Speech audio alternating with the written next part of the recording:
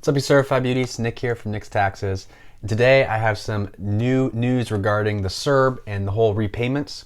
If you've forgotten, there's been a lot of talk regarding the CERB and the qualifications around the CERB. This is the Canada Emergency Response Benefit, not the CRB.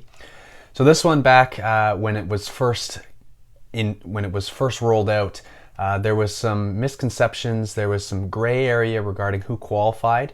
And the part of the qualifications was around the income threshold limit. And so there was a $5,000 income threshold. And for those who were self-employed or freelancers, we weren't sure if it was gross or net income, right? So some people were applying with $5,000 gross income, thinking that they qualified. They actually had even called the CRA and received confirmation from CRA agents saying that that was fine. And then about a month later, the CRA came out and identified that it was actually $5,000 net income. So that's your total income that you're bringing in minus your business expenses. And not only did they come out with this a month later, but when they did come out with this information, they did it in a way that was very low key.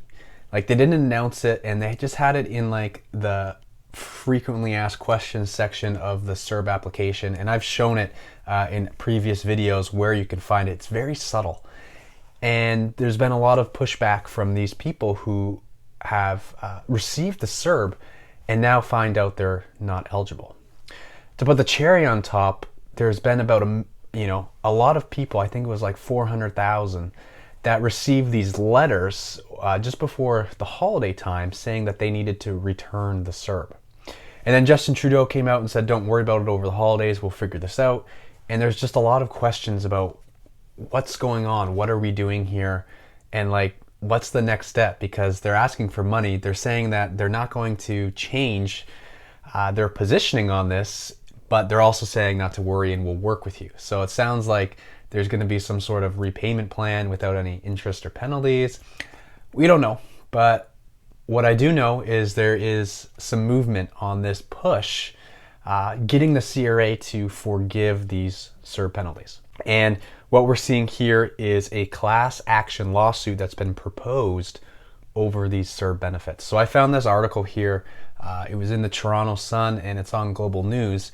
And I'm just going to walk through it with you guys, and we'll talk about it and see what you guys think. So before we get into that, if you're new to the channel, please consider subscribing. And if you get value out of this video, just really appreciate a thumbs up. Helps my channel grow. I just got over 6,000 subscribers, which I'm pretty stoked about as like a tax channel. I think that's pretty cool.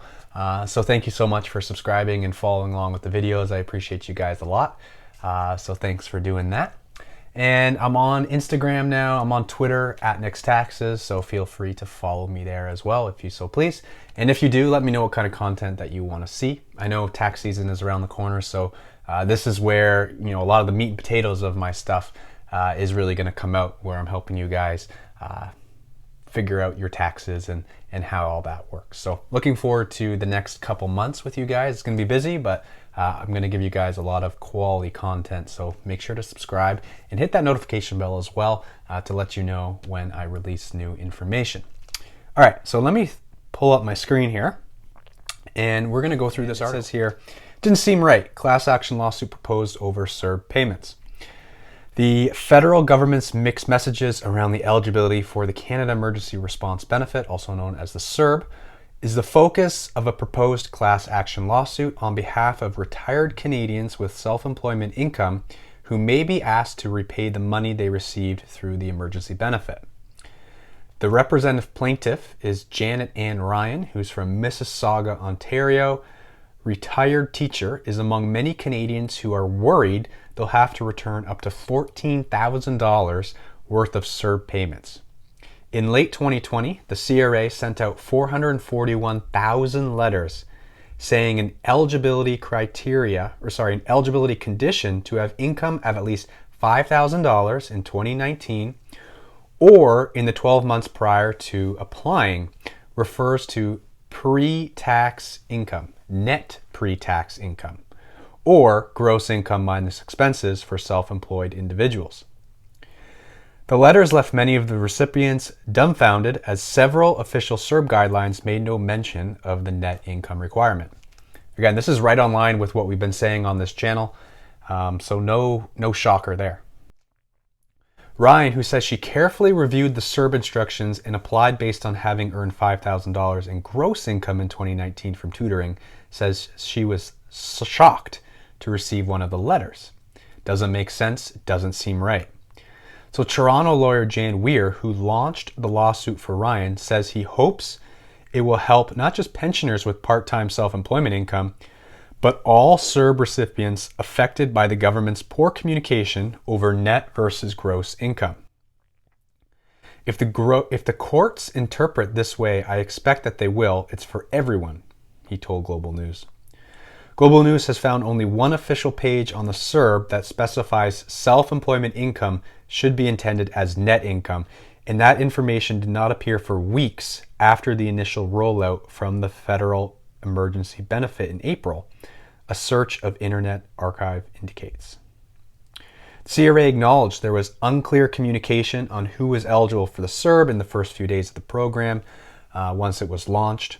The proposed class action lawsuit doesn't seek financial compensation other than legal costs, but asks that the government stop demanding repayment from those who are represented. Although the proposed lawsuit has yet to be certified, a process that usually takes several months, Weir says he believes it will give the CRA a reason to hold off on pursuing CERB recipients who don't have at least $5,000 in net self-employment income. The CRA then told Global News that it does not comment on matters before the courts. It added it is sensitive to cases of hardship for Canadians still facing the financial impacts of COVID-19. Green Party MP Paul Manley recently presented a petition to the House of Commons asking that the government allow self-employed CERB recipients to use their gross income before expenses when determining the eligibility for the benefit. A CPA who has been an advisor to the Department of Finance and the CRA also says the proposed lawsuit may put additional pressure on the government to decide how it's going to handle the issue.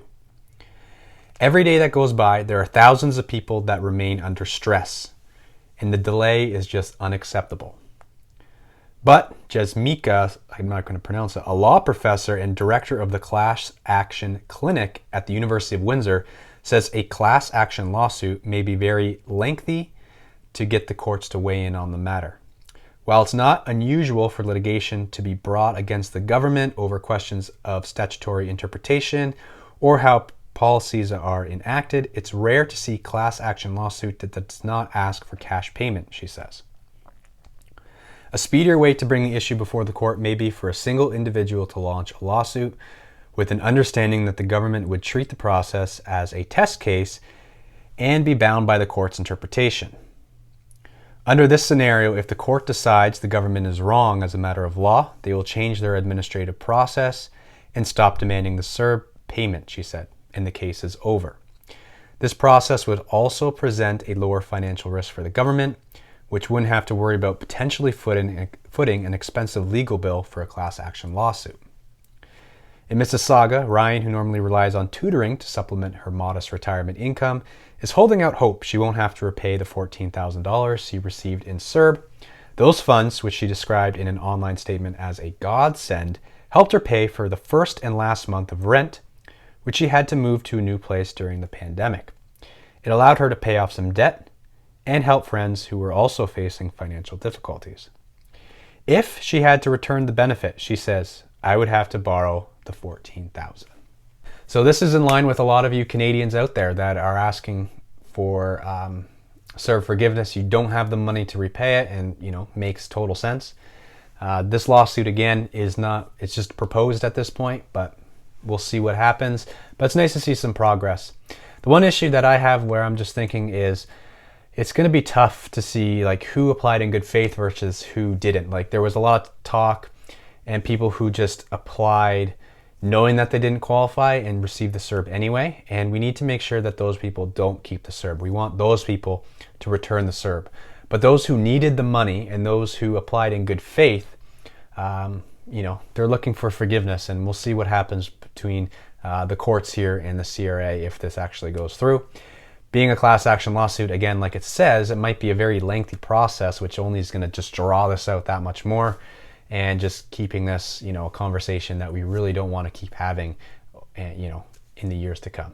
But we'll see. Let me know what you think in the comments below about this whole deal, about the CERB repayments and this lawsuit. Interested to hear your thoughts. And that's all for today's video. So if you got value, again, just give it a thumbs up. Helps my channel grow.